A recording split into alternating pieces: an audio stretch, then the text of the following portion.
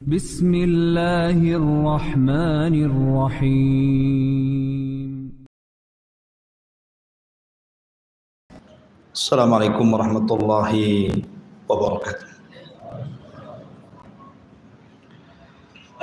Alhamdulillah wassalatu wassalamu ala Rasulillah wa ala alihi wa sahbihi wa mawalah wa la hawla wa la quwwata illa billahi wa ba'd.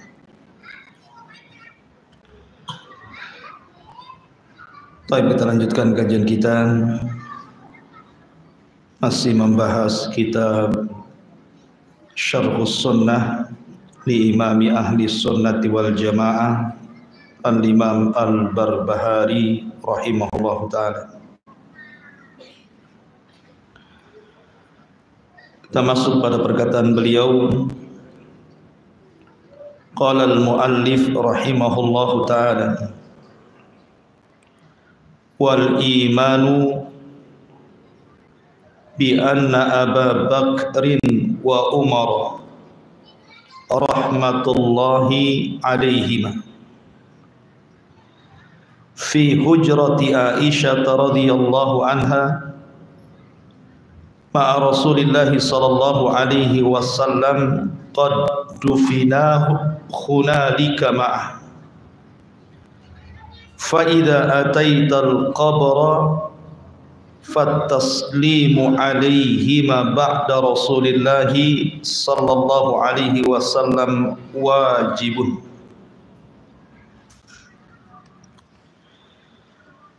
Berkata Imam Al-Barbahari rahimahullahu ta'ala, di antara kaidah ahli sunnah wal jamaah adalah beriman bahwa Abu Bakar As-Siddiq radhiyallahu anhu dan juga Umar bin Al-Khattab radhiyallahu anhu berada di kamar Aisyah radhiyallahu anha bersama Rasul sallallahu alaihi wasallam, dan keduanya dikebumikan di situ bersama Nabi sallallahu alaihi wasallam. Apabila Anda mendatangi kuburan tersebut, maka mengucapkan salam kepada keduanya setelah Nabi sallallahu alaihi wasallam hukumnya wajib. Baik.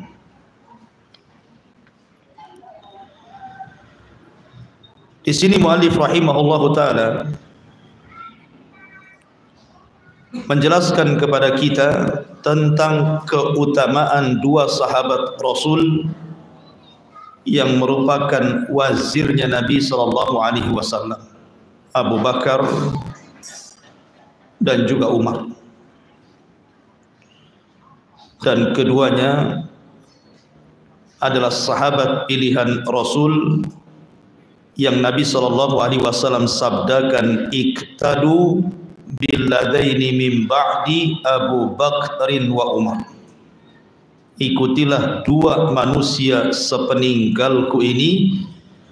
Kemudian Rasul mengisyaratkan kepada Abu Bakar dan juga Umar, karena di masanya Rasul ketika hidup juga dua manusia ini tidak lepas dari Nabi sallallahu alaihi wasallam. Kemana saja Rasul pergi, selalu Abu Bakar dan Umar di samping Rasul. Makanya kalau kita melihat secara fadilah tartib, keutamaan tartib dalam kedua sahabat ini, maka biasa Nabi sallallahu alaihi wasallam menyebutkan apabila disebutkan setelah Rasul Abu Bakar, maka pasti ketiganya Umar. Rasul, Abu Bakar, Umar, begitu seterusnya. Taib, sedikit saya akan bicara tentang fadilah kedua sahabat ini untuk kembali mengingat kepada dua sahabat ini, karena ini bantahan kepada orang-orang Syiah, di mana orang-orang Syiah mereka sangat membenci dengan dua sahabat ini. Bahkan apabila berziarah ke kuburan Rasul, setelah mereka mengucapkan salam kepada Rasul, mereka melaknat dua sahabat ini. Allahumma la'an li Abi Bakrin wa Umar. Ya Allah, laknatlah Abu Bakar dan Umar. Begitu ucapan mereka. Sementara ahli sunnah wal jamaah senantiasa berdoa kepada Allah dengan taradi, radhiyallahu anhum. Tetapi mereka justru melaknat keduanya hanya karena sebuah keyakinan yang menyimpang di antara mereka. Mereka mengatakan bahwa kedua sahabat ini yang merebut tampuk kepemimpinan Ali setelah Rasul. Kemudian mereka menciptakan dalil-dalil yang lemah, yang palsu untuk menopang keyakinan mereka. Ma'asyiral muslimin yang dimuliakan Allah Subhanahu wa taala. Kalau kita cerita tentang Abu Bakar Siddiq radhiyallahu an, maka Abu Bakar Siddiq radhiyallahu an adalah sahabat yang banyak keistimewaannya. Saya akan sebutkan beberapa keistimewaan Abu Bakar Siddiq radhiyallahu an. Yang pertama, dia orang yang pertama kali beriman di antara laki-laki dewasa. Karena ketika itu Abu Bakarlah orang ketiga yang beriman. Maksudnya ketiga di sini, sebelumnya dari kalangan anak-anak Ali radhiyallahu an, kemudian dari kalangan budak Zaid, Zaid ibn Harithah, anak angkat Rasul. Kemudian yang ketiga baru Abu Bakar. Tetapi dua manusia Ali dan Zaid ini kan berada di rumah Nabi. Tapi kalau dari luar rumah Nabi, yang pertama kali beriman adalah Abu Bakar As-Siddiq radhiyallahu anhu. Walaupun ada khilaf di antara ulama tentang keimanan Waraqah ibn Naufal. Apakah Waraqah ibn Naufal adalah orang yang pertama kali beriman dari kalangan orang-orang dewasa ataukah Abu Bakar? Sebagian ulama mengatakan Waraqah ibn Naufal beriman kepada Rasul itu hanya sekedar tasdik, hanya sekedar membenarkan saja, karena ketika itu Rasul belum diangkat jadi Rasul, hanya diangkat jadi Nabi, sehingga yang dihajatkan hanya tasdik, membenarkan saja. Dan itu yang dilakukan Waraqah ibn Naufal, membenarkan apa yang dialami Nabi SAW, pertemuan beliau dengan Jibril dalam bentuk asli. Kemudian Waraqah mengatakan, engkau telah menjumpai namus, binatang yang bersayap atau makhluk yang bersayap yang pernah menjumpai Musa dan Isa. Dari sini Waraqah beriman, hanya membenarkan. Tetapi Abu Bakar Siddiq bukan hanya membenarkan, tetapi juga mengikuti al-ittiba. Kenapa? Karena Nabi SAW sudah diangkat jadi Rasul. Jadi kalau diangkat jadi Nabi cukup membenarkan, tapi kalau sudah jadi Rasul harus diikuti. Lah Abu Bakar adalah orang yang beriman kepada Rasul, membenarkan Rasul dan mengikuti Rasul. Ini penjabaran para ulama tentang perbedaan imannya Waraqah dengan Abu Bakar Siddiq radhiyallahu anhu. Kemudian yang kedua, Abu Bakar orang yang pertama kali menjaharkan dakwah. Orang yang pertama kali menjaharkan dakwah.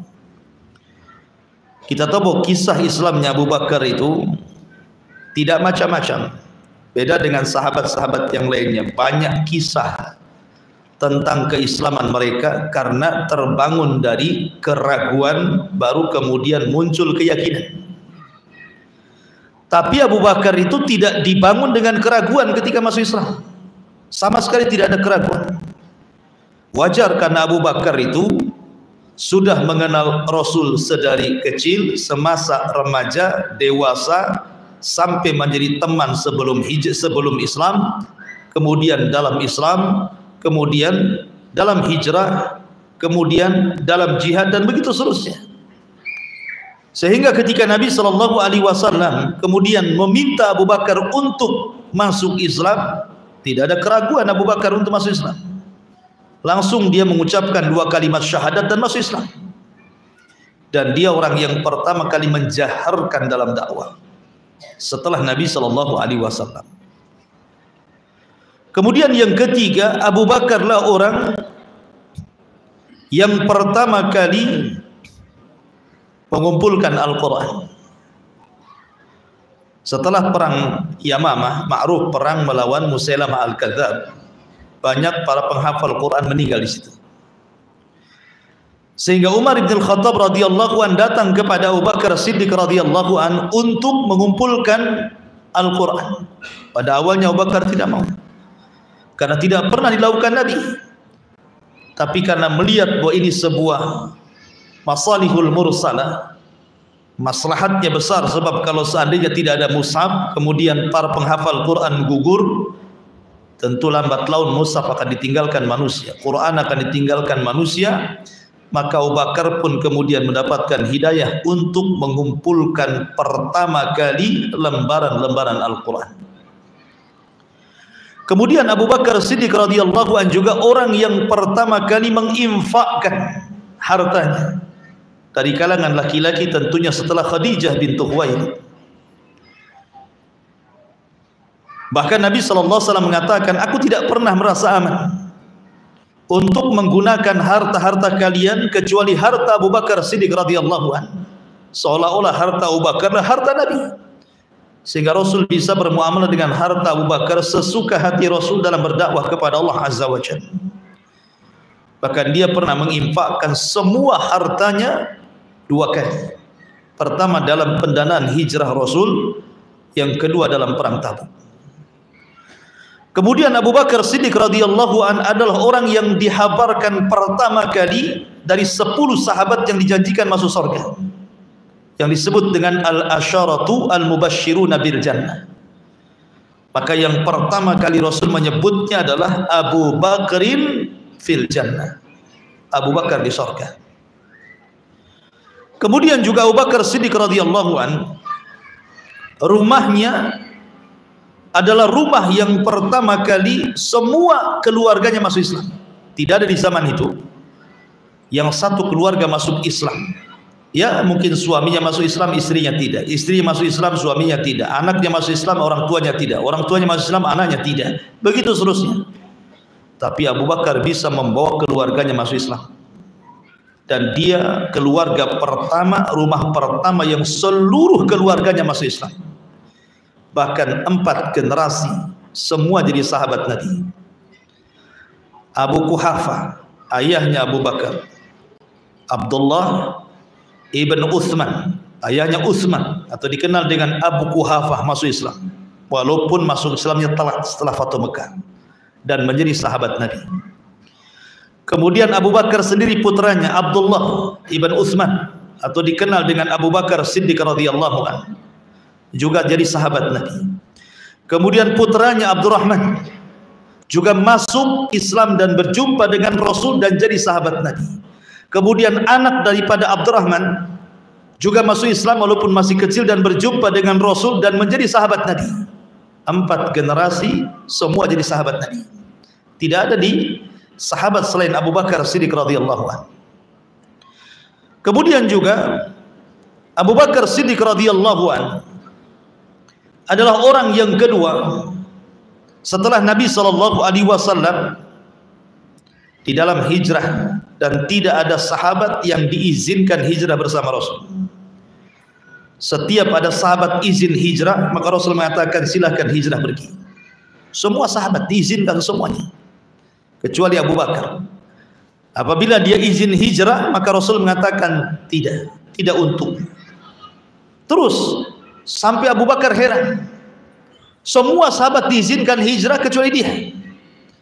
Rupanya Nabi SAW sudah merencanakan bahwa dialah satu-satunya di antara seluruh sahabat yang akan menjadi teman dia dalam hijrah. Sampai suatu siang Nabi SAW keluar fi waktu zahirah, di waktu ketika orang Arab jarang keluar karena memang panas terik luar biasa, tengah-tengah siang hari. Rasul keluar ke rumah Abu Bakar Siddiq radhiyallahu anhu. Di situ ada Asma dan Aisyah, masih kecil. Nabi SAW risih dengan kedua putri Abu Bakar ini, karena beliau akan bicara tentang 4 mata soal hijrah. Tapi Abu Bakar mengatakan, tidak, mengapa wahai Rasul, kedua putriku ini masih kecil dan dua-duanya masuk Islam. Ceritakan saja. Maka Nabi SAW mengatakan, ya Aba Bakrin, innallaha qad adzina li bil hijrah. Wahai Abu Bakar, Allah sudah izinkan aku untuk hijrah.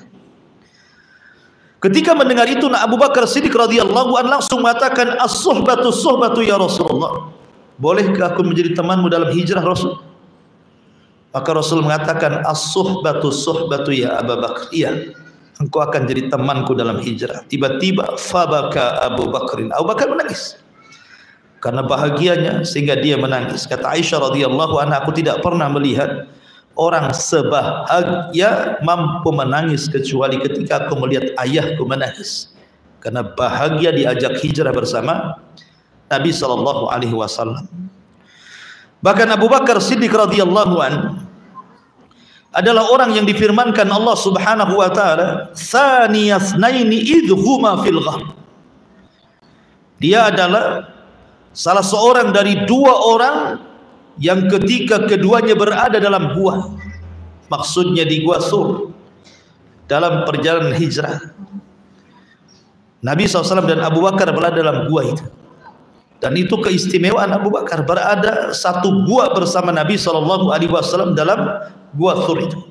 Sampai Allah Subhanahu wa taala firmankan dalam Al-Qur'an, "Idz akhrajahu alladhina kafaru tsaniyasnaini fil ghar, tsaniyasnaini idh huma fil ghar, idh yaqulu li sahibihi la tahzan, innallaha ma'ana."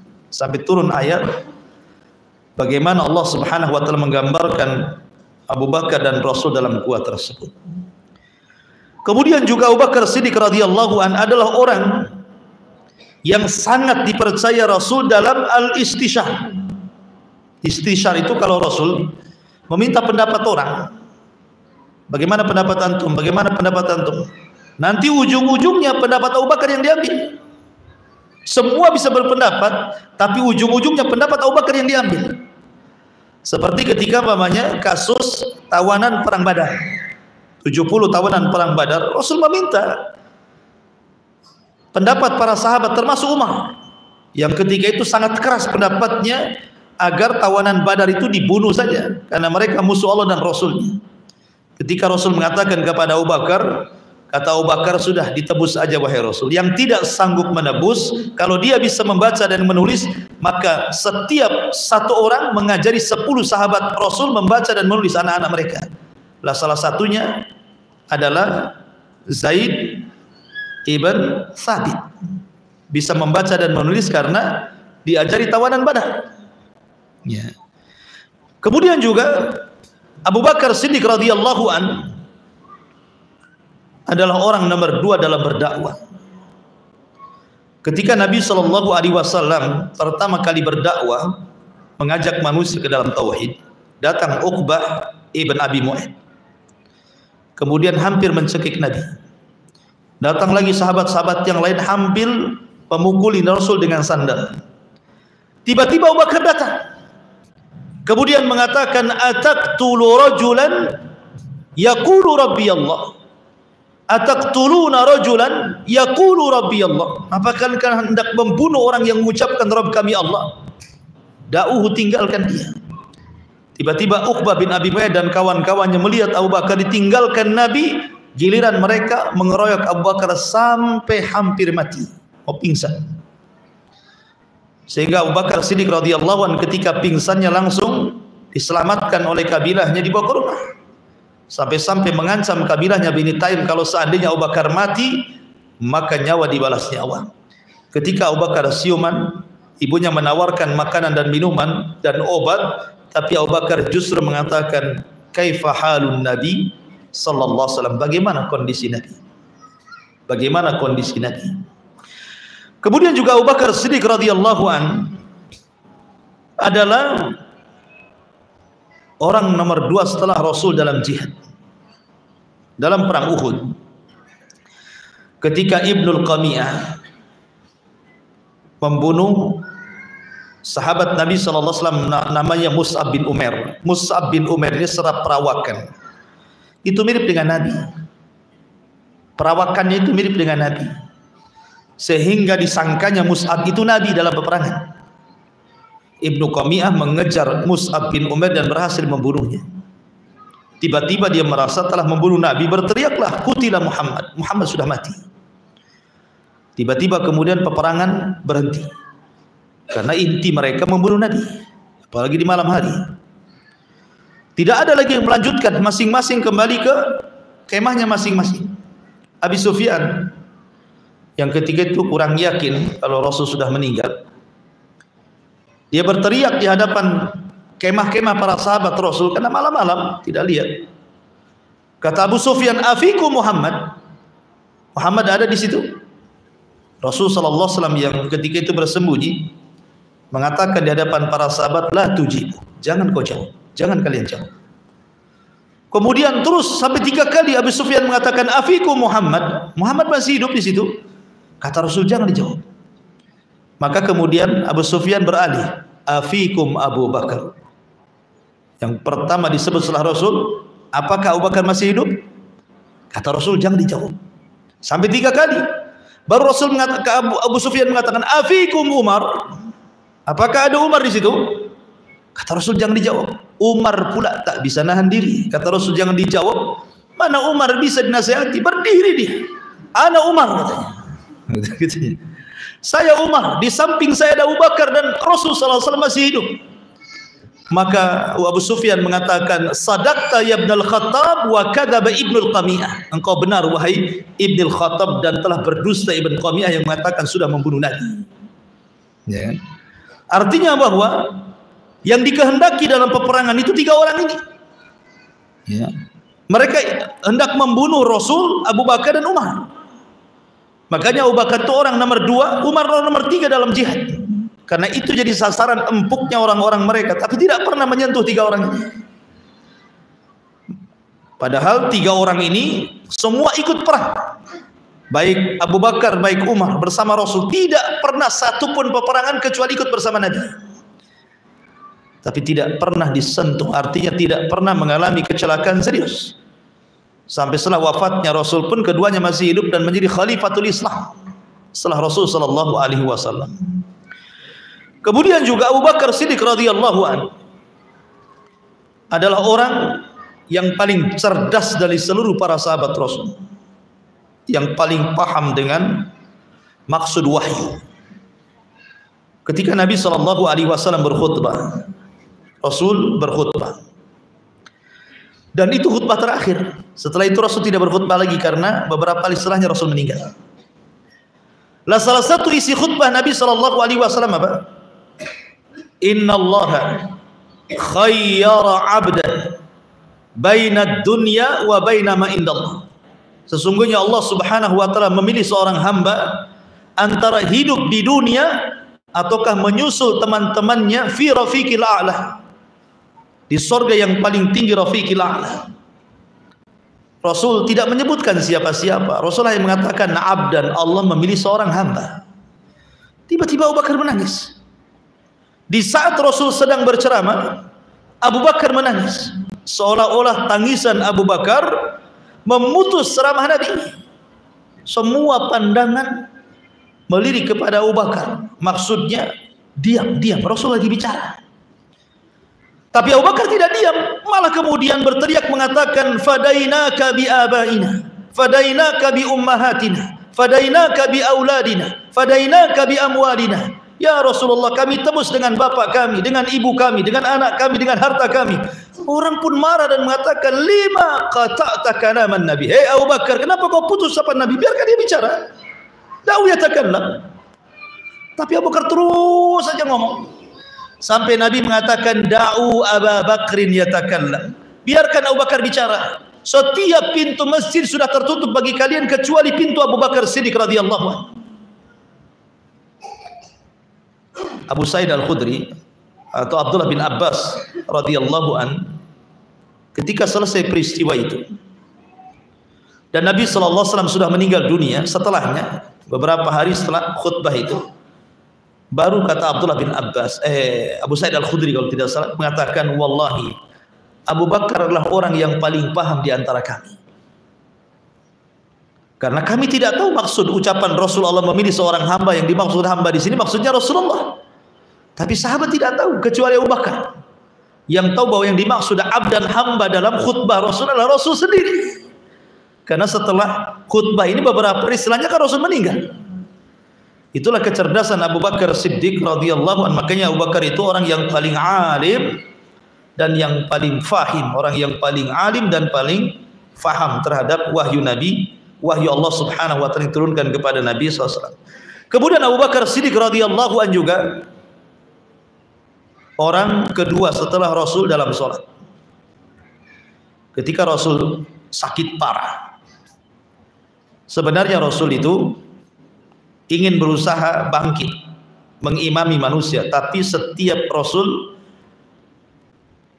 kemudian mengambil air dan membasuhkan di kepalanya, langsung pingsan. Jadi siuman pingsan lagi, sehingga kayaknya dia tidak sanggup. Maka dia panggil Aisyah radhiyallahu anha ummul mukminin, mengatakan, muru Abu Bakrin bi an yusalliya binnas, perintahkan bapak Abu Bakar imami manusia. Aisyah radhiyallahu anha tidak mau, karena dia menghargai Rasul. Tidak mungkin Rasul masih hidup bapaknya sudah jadi imam. Sehingga Aisyah cari alasan dan mengatakan, ya Rasulullah, suruh Umar saja, jangan ayahku. Terkesan lancang, masa Rasul masih hidup Abu Bakar gantiin. Aisyah cari alasan, perintahkan Umar saja. Kata Rasul, muru Abu Bakrin bi an yusalliya binas, tidak, perintahkan bapakmu. Aisyah mengatakan, inna abi rajulun bakka, bapakku itu tukang nangis Rasul. Kalau dia sholat, suara tangis saja lebih tinggi dibandingkan bacaannya. Umar saja Rasul. Rasul mengatakan, muru Abu Bakrin, tidak, perintahkan bapakmu. Akhirnya sampai kemudian 3 kali baru Aisyah radhiyallahu datang kepada Abu Bakar menyampaikan wasiat Rasul untuk menggantikan imam beliau. Maka Abu Bakar menjadi imam di saat Rasul hidup dan di saat Rasul sakit. Tentu Nabi SAW ada alasan. Bukankah Nabi SAW pernah mengatakan, ambillah Al-Quran dari 4 orang, dan tidak disebut Abu Bakar di situ. Ubay ibn Ka'ab, Mu'adz bin Jabal, Abdullah ibn Mas'ud, Salim maula Abi Hudzaifah. Artinya Abu Bakar tidak masuk dari orang-orang yang direkomendasikan diambil Quran. Padahal imam solat itu yang diperlukan adalah orang yang paling pakar dalam Quran, kan? Tapi bukan itu maksudnya. Nabi SAW memerintahkan Abu Bakar itu karena ada sesuatu yang jauh lebih besar daripada hanya sekedar mengimami solat manusia. Apa itu? Suksesi kepemimpinan Abu Bakar setelah wafatnya Nabi. Sebelum Abu Bakar memimpin umat, maka Rasul mengisyaratkan memimpin kaum muslimin dalam masjid. Itu maksudnya Nabi SAW. Dari sini kata para ulama, diangkatnya Abu Bakar menjadi khalifah itu bin nas, dengan nas, bukan dengan bermusyawarah. Ya. Ma'asyiral muslimin yang dimuliakan Allah Azza wa Jalla. Kemudian Abu Bakar Siddiq radhiyallahu orang nomor 2 dalam haji. Ketika Nabi SAW Fathu Mekah, membebaskan kota Mekah, kemudian 2 tahun atau 3 tahun setelahnya Rasul melaksanakan Hajjatul Wada. Namun sebelum Hajjatul Wada pada tahun ke-10 Hijriah, maka tahun 9 Hijriahnya Rasul memerintahkan Abu Bakar untuk haji. Jadi sebelum Rasul haji, Abu Bakar dulu haji, supaya ya mentartibkan gitu ya, bahwa Rasul akan datang itu kan harus ditartibkan. Mungkin kalau sekarang ini, kalau saya mau diundang sama antum, kan antum ada namanya event organize ya, nah, ditata dulu kan. Nah, Rasul mau datang nih, Abu Bakar itu diutus dengan bersama sebagian kaum muslim itu haji. Baru setelah itu tahun depannya Rasul haji. Dari sini menunjukkan Abu Bakar orang nomor 2 dalam haji, termasuk juga dalam khilafah. Dalam khilafah, ketika Nabi SAW meninggal dunia, maka Nabi SAW diperselisihkan soal di mana dikubur. Abu Bakar Siddiq radhiyallahu an kemudian mengatakan, aku pernah mendengar Rasul mengatakan setiap nabi dikubur di situ dia meninggal. Maka digeserlah tempat ranjang Rasul, di bawahnya digali, di situ Rasul meninggal. Maka di situ Rasul dikubur. Sebelum dikubur terjadi khilaf soal khilafah. Orang-orang Ansar sudah menjagokan Sa'd bin Ubadah.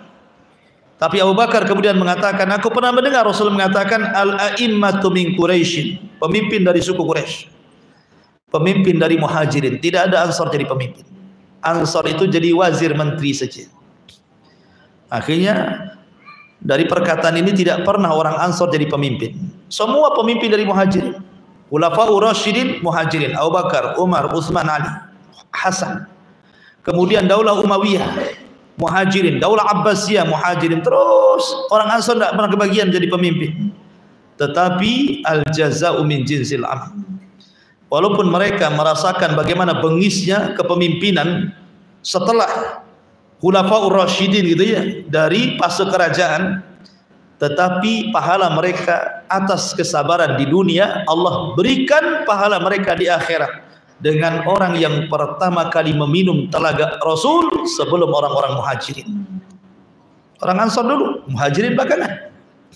Sebagaimana di dunia orang Muhajirin di depan, orang Ansar di belakang, di akhirat Ansar di depan, Muhajirin di belakang, gitu loh maksudnya. Mereka mendapatkan keistimewaan di akhirat. Ya. Kemudian juga Abu Bakar Siddiq radhiyallahu anhu orang nomor 2 dalam qadha, memutuskan sebuah perkara. Apabila Nabi SAW meninggal dunia, maka orang datang kepada Abu Bakar. Karena Abu Bakar lah yang direkomendasikan Rasul untuk diambil fatwanya, baru kemudian kepada Umar. Walaupun di zaman Rasul, orang yang boleh memberikan fatwa itu kan 6 orang, 3 dari Muhajirin, 3 dari Ansar. Dari Muhajirin Umar, Utsman, Ali. Dari Ansar Ubay bin Ka'ab, Mu'ad bin Jabal dan Zaid bin Thabit. Ya. Tapi bukan berarti ketika Abu Bakar tidak masuk dalam 6 orang mufti di zaman Rasul, kemudian 6 orang lebih hebat dibandingkan Abu Bakar. Tidak. Abu Bakar orang yang paling paham. Ya. Makanya Rasul mengatakan iqtadu bil ladaini min ba'di Abi Bakrin wa Umar. Ikutilah 2 manusia sepeninggalku, Abu Bakar dan Umar. Dari sini rekomendasi Nabi SAW. Termasuk juga di sini perkataan mu'alif rahimahullahu taala bahwa Abu Bakar Siddiq radhiyallahu an adalah orang yang dikubur, dikebumikan persis di samping Rasul.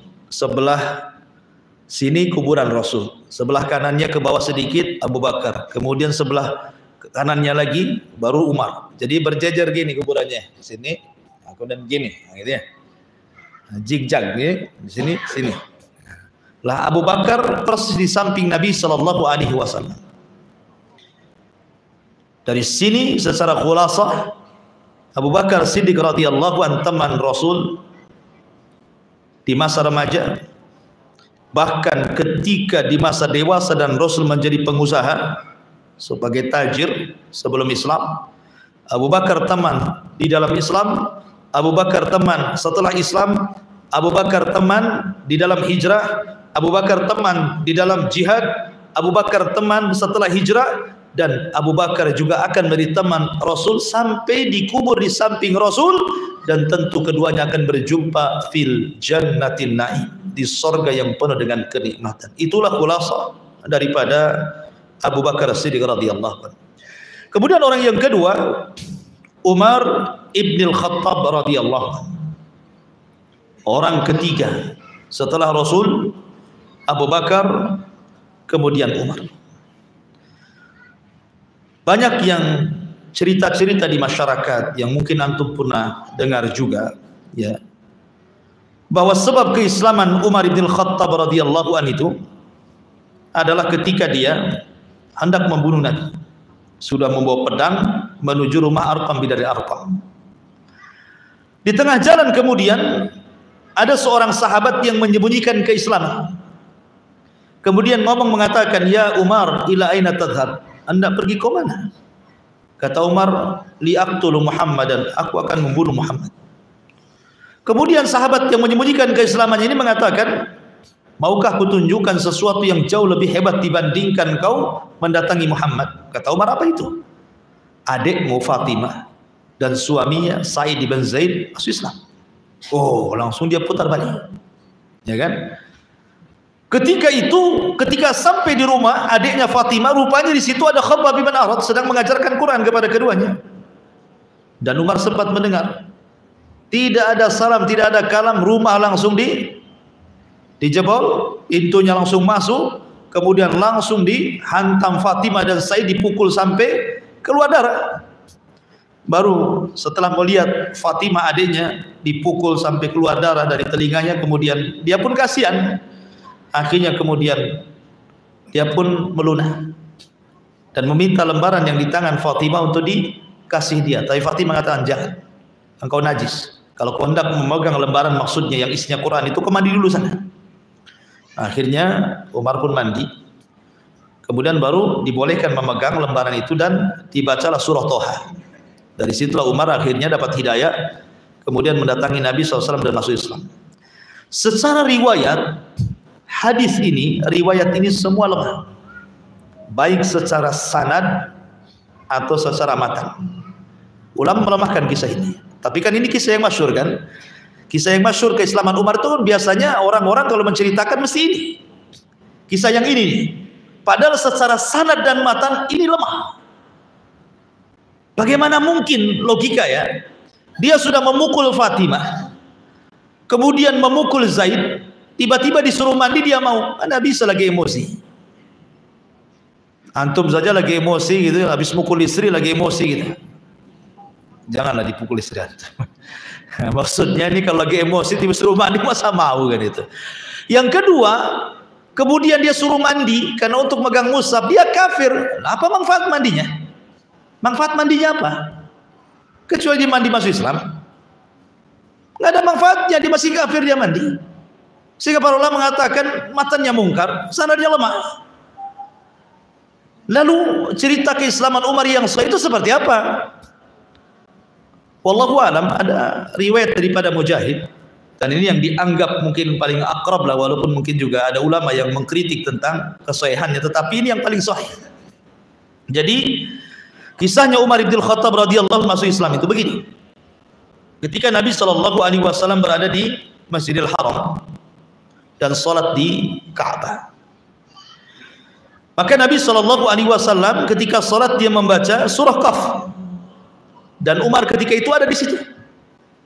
Ya. Maka Nabi SAW membaca surah Qaf, salah satunya innahu la qaulu rasulin karim wa ma huwa biqauli syairin qalilan ma tu'minun wa la biqauli kahin qalilan ma tadhakkarun tanzilun mir rabbil alamin walau taqawwada alaina ba'dal aqawin la akhadna minhu bil yamin summa laqata'na minhu al watin fama minkum min ahadin anhu hajiz. Jadi ketika Nabi SAW membacakan innahu la qaulu rasulin karim, sesungguhnya Al-Quran itu ucapan Rasul, maksudnya Jibril yang membawa risalah kepada Nabi SAW yang karim. Apa kata Umar dalam hatinya? Itu bukan Jibril tetapi syaitan. Kemudian ketika Rasul mengatakan wa ma huwa biqauli syair, sesungguhnya Quran itu bukan perkataan orang syair, kata Umar, bahkan itu perkataan syair katanya. Kemudian ketika Rasul mengatakan wala summa wala biqauli kahinin qalila ma tadhakkarun, ketika dia mengatakan Quran bukan perkataan kahin, di sini mengatakan shadaqta, engkau benar, itu bukan perkataan dukun. Ya. Pertama dia meragukan, tetapi ketika Rasul membaca wala biqauli kahin, bahwa Quran itu bukan ucapan dukun, dan Umar memperhatikan. Umar itu orang cerdas sekali ikhwan Umar itu, karena di zaman jahiliyah dia itu bisa membaca, bisa menulis. Sedikit sekali orang jahiliyah yang bisa membaca, bisa menulis. Nabi saja ummi, tidak bisa baca, tidak bisa tulis. Dan dia orang yang suka belajar. Umar itu dia ahli syair, makanya dia menjadi pemimpin delegasi setiap kabilah yang bermasalah.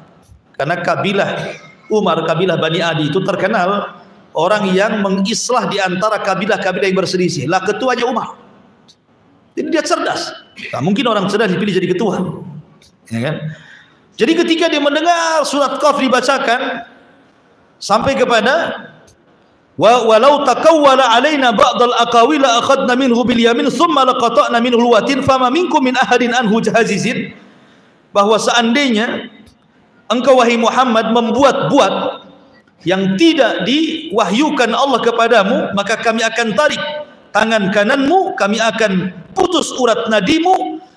Maka seterusnya, lalu dari silah kemudian hidayah masuk ke hati Umar bin Khattab radhiyallahu an. Setelah selesai solat, Umar mendekati Rasul, kemudian mengatakan, sadaqta ya Muhammad, fa inni asyhadu an la ilaha illallah wa asyhadu annaka Rasulullah.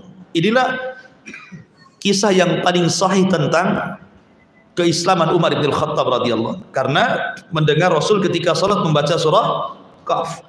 Dan banyak sahabat yang seperti ini Islamnya. Contoh saja umpamanya sahabat Zubair ibn Mut'im. Zubair bin Mut'im ini orang yang dendam kepada Rasul karena salah satu pamannya meninggal di perang Badar oleh tentara Rasul. Dendam ingin membunuh Nabi. Maka dia pun berdiskusi dengan tokoh-tokoh Quraisy di Mekah dan ingin datang ke Madinah, menyamar dan akan membunuh Nabi. Berangkatlah Zubair bin Mut'im ini dari Mekah ke Madinah, menyamar sehingga orang tidak tahu kalau dia hendak membunuh Nabi. Ketika Nabi SAW sedang sholat maghrib, kita tahu orang sedang sholat tak mungkin bawa senjata, dan ada kesempatan untuk menyerang Rasul karena Rasul ketika jadi imam dan masjid di zaman itu kan gelap gitu ya. Tiba-tiba Nabi SAW ketika itu dalam sholat maghrib membaca surat Tur. Lah Zubair bin Mut'im kan mengendap-endap tuh, sehingga ketika Nabi SAW membacakan surat Tur sampai kepada am khuliqu min ghairi syai'in am humul khaliqun am khalaqus samawati wal ardi bal la yuqinun, apakah berhala-berhala itu tercipta dengan sendirinya ataukah mereka tercipta dari sesuatu, ataukah mereka yang menciptakan langit dan bumi? Bahkan orang musyrik pun tidak yakin dengan keyakinannya. Sampai kepada ayat ini kata Zubair bin Mut'im, hatta kada qalbi an yatir, hampir-hampir hatiku terbang katanya. Betul juga ucapan dia tuh. Dari situ dia masuk hidayah, dimasukkan lagi pedangnya ke sarungnya.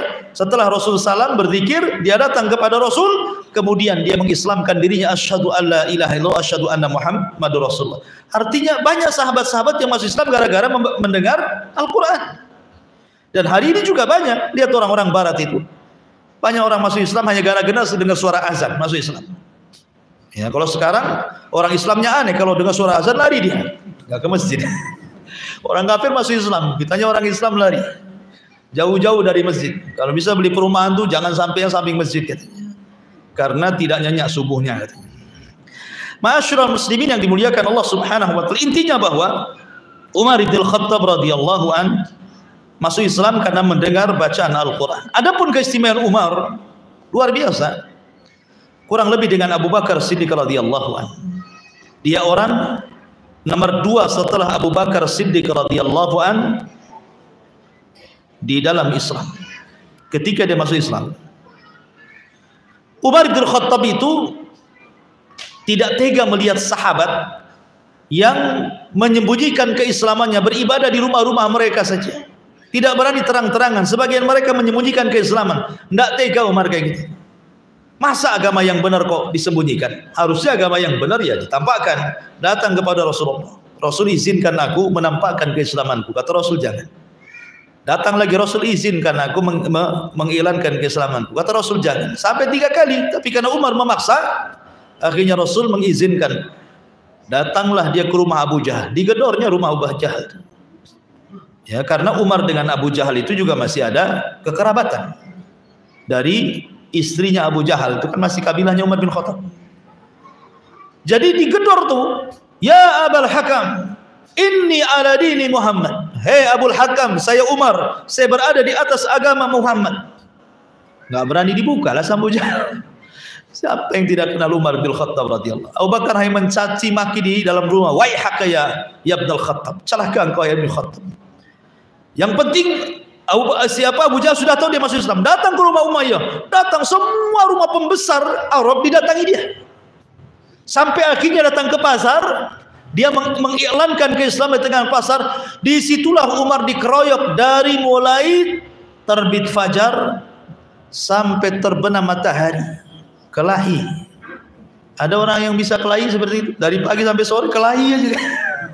Apa enggak stres gitu ya? Enggak kalah Umar itu. Ya, sampai sore. Dari situlah izzah Islam muncul.